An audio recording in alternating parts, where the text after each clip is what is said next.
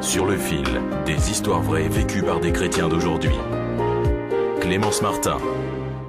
Sarah est une chrétienne d'origine musulmane. Comme beaucoup d'autres en Algérie, après sa conversion au christianisme, elle a dû faire face à la persécution.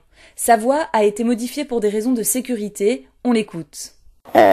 Sentir que ta maman te rejette, c'est terrible. Voir ton père qui prend un couteau derrière toi pour te frapper avec, c'est terrible. Tes sœurs tu deviens l'ennemi de tes sœurs, l'ennemi de tes frères, l'ennemi de ta maman, c'est vraiment terrible. Et quoi que tu fasses, quoi que tu dises, t'es chrétienne. Et donc voilà, t'as commis un crime. En fin de compte, avant je comprenais pas. Mais pour eux, ils étaient en train de me perdre. Ils pensaient que devenir chrétien, c'est devenir européen en fin de compte, mais c'est faux.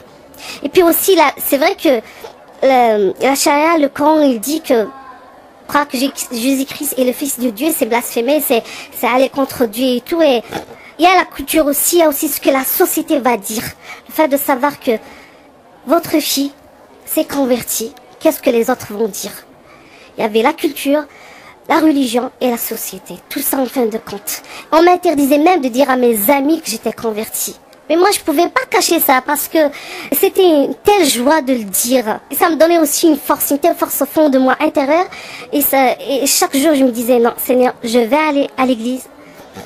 J'assume. Jusqu'à maintenant, je le dis, je le redirai toute ma vie.